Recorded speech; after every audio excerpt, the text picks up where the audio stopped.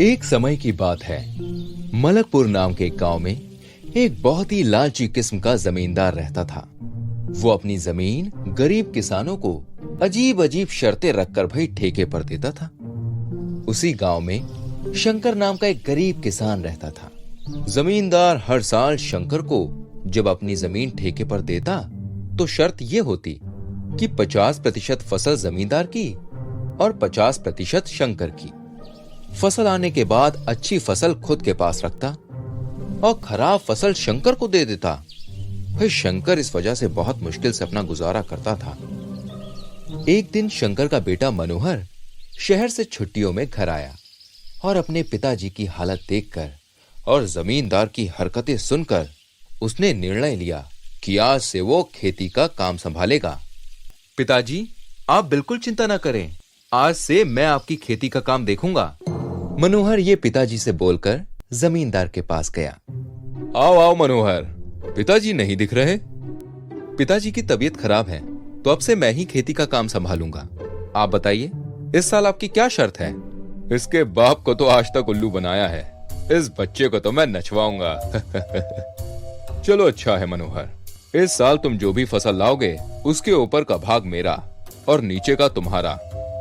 ठीक है सेठ जी। ये कहकर मनोहर वहां से चला जाता है। मनोहर खेत में जाके बीज बोता है और अच्छी तरह से भाई खेती की देखभाल करता है।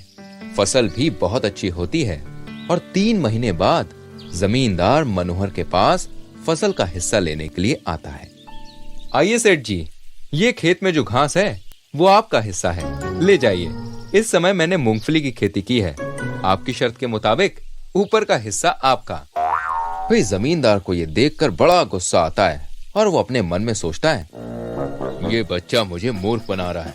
ठीक है, इसे अच्छे से सबक सिखाना पड़ेगा। ये सोचकर जमींदार मुंह लटकाकर भाई घर चला जाता है। कुछ दिन बाद जमींदार मनोहर को बुलावा भेजता है। अरे मनोहर, तुझे सेठ जी ने याद किया है। अच्छा, चलो आप, मैं आता हूँ थोड़ी देर में। भाई इसके बाद मनोहर जमींदार के घर जाता है। कैसे हो मनोहर, खेती नहीं करनी है क्या? खेती तो करनी है सेठ जी, मैं आपके पास आने ही वाला था। अच्छा देखो बेटा, इस समय शर्त थोड़ी अलग है। जमीन के नीचे का हिस्सा मेरा और ऊपर का तुम्हारा। भाई मनोहर ने हाँ की और वहां से चला गया। खेत जाकर उसने फसल लगाई और 3-4 महीने बाद जब जमींदार अपना हिस्सा लेने खेत पहुंचा, आइए सेठ जी, लीजिए आपका हिस्सा। मैंने गेहूं लगाए थे तो शर्त के मुताबिक ये जमीन के नीचे की जड़ें आप रख लीजिए, मेरा ऊपर का हिस्सा मैं लेकर जा रहा हूँ।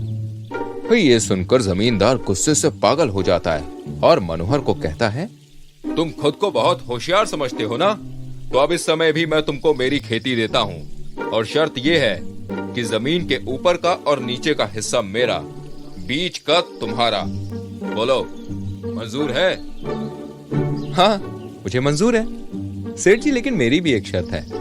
इस समय अगर आप हार गए तो आप किसी भी गरीब किसान को उसका हिस्सा बराबर दोगे और उसके साथ अच्छा व्यवहार करोगे। हाँ हाँ, मंजूर है। वही 4 महीने बाद जमींदार फिर से खेत में जाता है और मनोहर की गन्ने की खेती देखकर हैरान हो जाता है। लीजिए सेठ जी, आपका ऊपर का और नीचे का हिस्सा।